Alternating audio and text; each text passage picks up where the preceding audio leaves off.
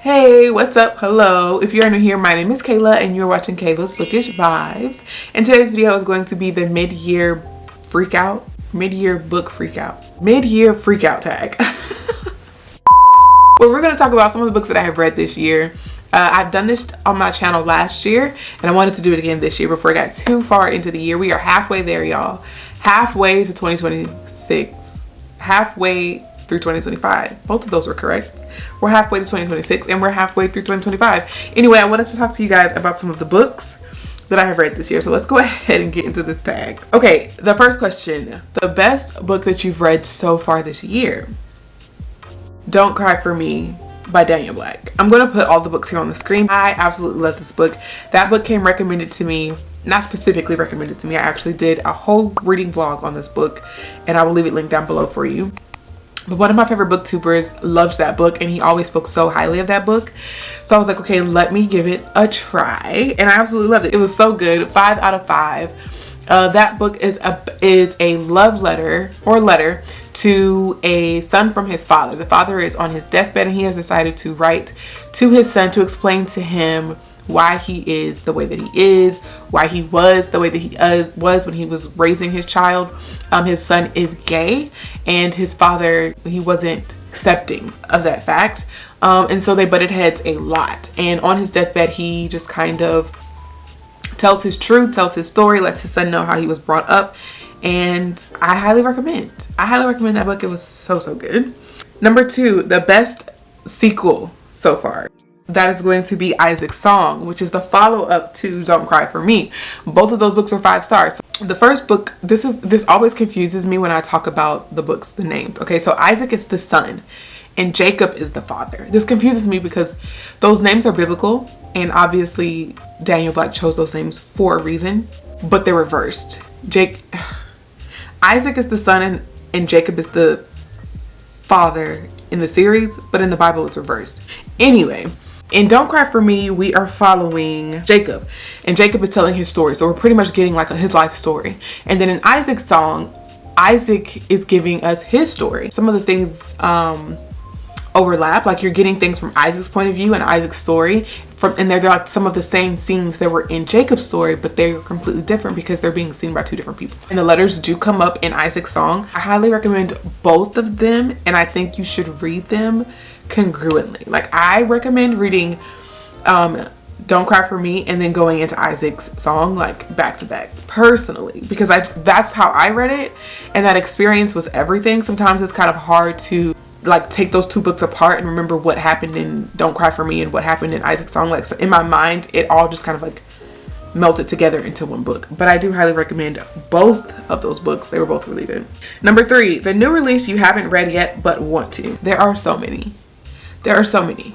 One I actually have right here because I checked it out from the library. Red Clay by Charles B. Fancher. Funny enough, the person that recommended Don't Cry for Me, Desmond Z, also talked really highly of Red Clay and made me want to read it. So I'm hoping I get the same 5-star vibes from that book as well. Desmond Z just gives really good book recommendations, I guess. But I want to read that. There's so many. I want to read Zeal. Those 2 are like the historical fictions that I really want to get to, and I'm kind of sad that I haven't gotten to them yet, but I am making time for those books. They will get read soon, okay? Very soon. Number 4, most anticipated release for second half of the year. I actually don't have one. The one book that I was like looking forward to, I had it on my list, like I was going to read this book as soon as it was released, was actually pushed back until 2026. So it was supposed to come out in October, but it's no longer coming out in October. That was a romantasy, The Ballad of Falling Dragons. So that was supposed to come out in October, but it's now coming out February 24th. And that's by Sarah A. Parker. I was really looking forward to that book, but alas, I have to wait even longer for that. So other than that, there aren't any books that are on my list that I just am like biting tooth and nail waiting to get to. A lot of my anticipated releases came out the first half of the year. Number 5, your biggest disappointment. Can't get enough by Kennedy Ryan. Don't bite me, okay? Don't bite me. Can I say I enjoyed the book? I gave the book 4 stars, so I'll say that. I gave it 4 stars. It was more like 3.75 rounded up to a 4. But that was my biggest disappointment. And I say that because I wanted so much more for Hendrix. I wanted Hendrix's story to be different. I wasn't with Hendrix. You guys know I did a reading vlog. It's a spoiler reading vlog where I read that book. You guys know how I feel about it. If you don't know and you want to know, you can check that video out. I will leave it linked down below. It is a spoiler vlog though. Like, I am spoiling the book in that, like, I'm actually talking to you about the book as I'm reading it. So I'm not holding anything back. So if you haven't read it, you probably don't want to check that out. But I just didn't like where Hendrix's story went, and I'll leave it at that. That was my biggest disappointment of the year because I had high hopes for that book. High hopes. It wasn't my zhuzh. 6, biggest surprise. I'm going to say Listen to Your Sister. I forget the name of the author, but it will be right here on the screen. Listen to Your Sister is a horror novel. And for one, I don't even know what made me pick this book up. I don't know if I saw it somewhere, if I saw it on TikTok, if I saw it on Bookstagram, if I saw somebody doing a reading vlog on it. I literally cannot remember what made me pick this book up. Or you know what? I probably saw it, like, I don't know about you guys, but I'm always looking up bookish stuff. Like, I'm always looking up new releases. I'm always looking up authors. I'm always looking at like top 10 books to read this summer, top 10. Like, I'm always looking those things up. So when I open Google on my phone, the first thing that crops up is always something that has to do with books. And I think this book was on a list of some sort, and that's how I found the book. But I was surprised at how much I loved it. I absolutely loved that book. I feel like I don't talk about it enough, so you guys don't understand how much I loved that book, but I absolutely loved it. Again, it is horror, which I don't typically read a lot of, but I have come to find that when horror is done in a very specific way, I actually love it. So I'm going to stop saying I don't read horror, because I do. I just read a very specific type of horror. I don't want to read horror just for like the sake of being horrific and like super gory and like stab, kill. No, there needs to be a message there. Like, there needs to be something there for me to sink my teeth into, for me to enjoy it.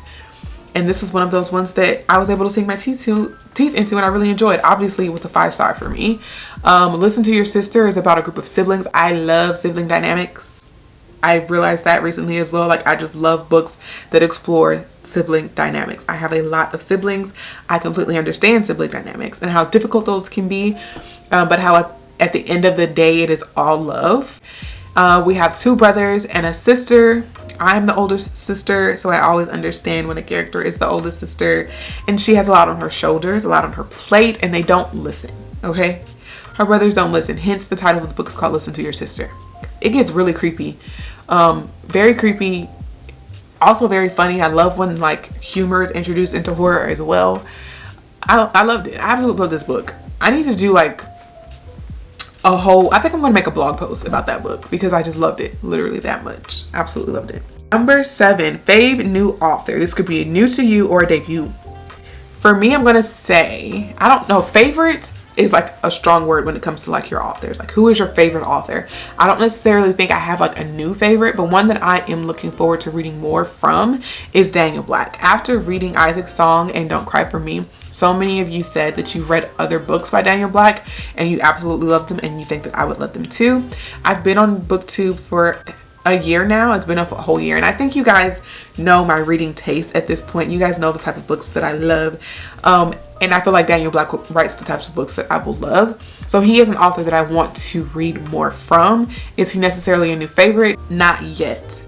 I need to read more from him, but the things that I have read from that man, I have absolutely loved. 2 5 stars, so it's looking good. This question is always funny to me. Fictional crush. I don't have fictional crushes, guys. I know it's supposed to be like a fun question, so I am going to give you an answer, but it's not even a romance. The fictional crush that I have is a character from The Filling Station by Vanessa Miller. His name was Elijah. Again, this is not a romance. It's a historical fiction. There is a bit of romance, and he is the the male interest, I guess, in the subplot of romance in that book. And I loved him. He's not rich, you know, he's not rich. He's not a billionaire. There was nothing sensual. He wasn't throwing his weight around. He wasn't buying lots of lavish gifts. Like, I have a crush on Elijah for the same reasons I have a crush on my husband. He was a provider. He did things, the things that needed to be done, he did them. Okay?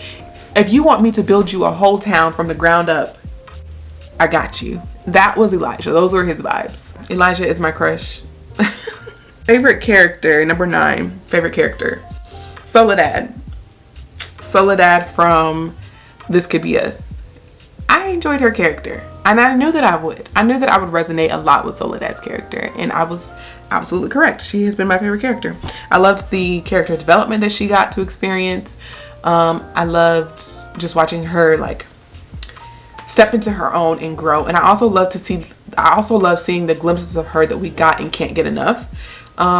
Yeah, she's actually my favorite character of the whole series. Yasmin was my favorite character, but after I read Soledad's book and Can't Get Enough, I feel like Soledad was the better friend out of all of the 3 ladies. Like, she was the better friend in the group, in my opinion. Number 10, book that made you cry. Don't Cry for Me. Don't Cry for Me made me cry. It's funny to me because the book literally tells you, don't cry for me, honey. And I was sitting up there crying for that man. Okay, number 11, book that made you happy. 24 Seconds From Now. I think that's the entire title.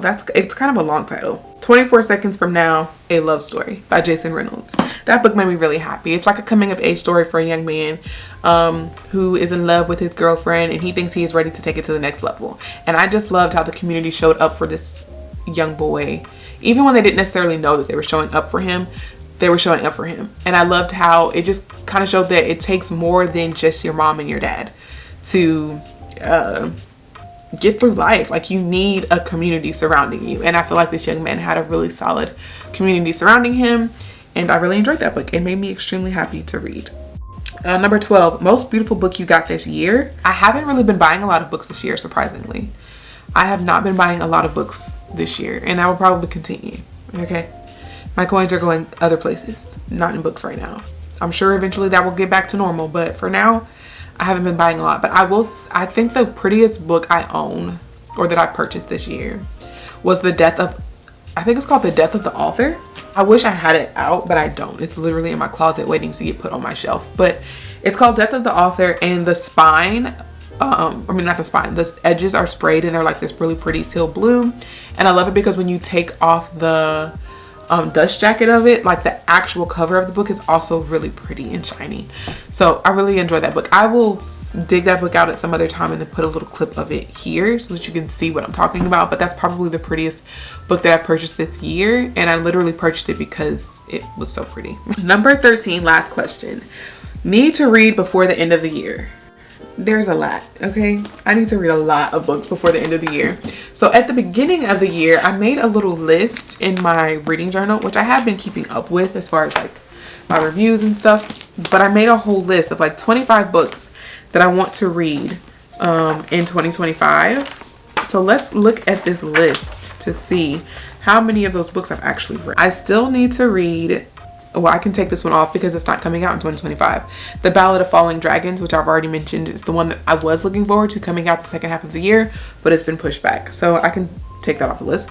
Parable of the Sower by Octavia Butler. I just want to read something by Octavia Butler, but specifically I do want to read that book. I have not read anything from this author, and I really want to get into her work.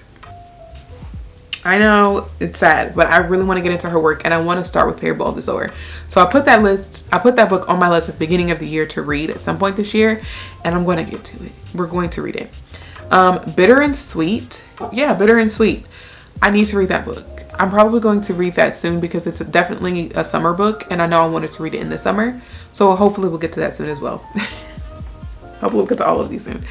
War Girls. I've just had this book on my shelf for such a long time, and it's either like, girl, read the book or you need to unhaul it. The Dangerous Ones. This is a book that I purchased brand new last year, and I'm like, I need to read it this year because I'm over like buying books for full price and then not getting to them for a really long time, and then the whole time like you could have just waited till this ended up on Book Outlet and bought it for $5. I also need to read My Darkest Prayer by S.A. Cosby. I want to read the rest of his backlog before I get into his new release this year. If the Boots Fits. This is a second book. This is by Rebecca Witherspoon, I think. This is a second book in a romance series, and I just want to complete that series, so I really need to get to that. Brooklyn. I need to read that. That is a urban fiction, and I said I wanted to read more urban fiction, so I want to get to that. The Blueprint by, listen, if I don't read The Blueprint this year, I am unhauling that book. It's just, I've just been saying I wanted to read it for way too long. Acts of Forgiveness, I also want to read. Quicksilver, that was a romantasy that a lot of the girlies that I watch who enjoy romantasy, they read that book last year and absolutely ate it up. So I want to see if I feel the same. Heat of the Everflame, that is a part of a series that I need to complete. The series itself is not complete, which is why I've been putting that book off, but it's super thick and I'm in the mood for fantasy, so I need to get to that one. The Good House, this is by Tanana Reeve Dew. I read my first Tanana Reeve Dew book last year and I really want to get into more of her works. So I said I wanted to read one of her books this year, which this one will be a really good book for next month. We'll think about that. Me to Sleep. This is a YA fantasy that I've had on my shelf for quite some time. It is a part of a series and I need to start it. Sky Full of Elephants. I believe that is a book written by a black man and I need to read more books written by black men. Blood Like Magic. Blood Like Magic. All the fantasy books sound the same, so I can't even remember which one this is. But it's on the list for a reason. A Song of Wraith and Ruin. This book has been on my shelf for such a long time as well. So has Faybound. So these last three are probably, Blood Like Magic is probably also another black fantasy that I need to get to. I've just had them on my shelves for way too long and they haven't been ready yet. So I need to read them or unhaul them. Those are all the books that I need to get to by the end of the year. We still have 6 months, but I just know, like, my track record has been like 3 to 4 books a month. And in order to make this work, I would literally have to only read books off of this list until the end of the year. And you guys just know I'm too big of a mood reader to do that, to stick to a list. So we'll see if all of these books get read by the end of the year. Those are all the questions that I have for the tag. I will leave all the questions in my description box down below in case you want to film this video for your own channel. But thank you so much if you made it to the end of today's video. I really appreciate it. Don't forget to like, comment, and subscribe. And if you made it to the end, leave this emoji just to let me know that you stuck around. I will see you guys in my next video.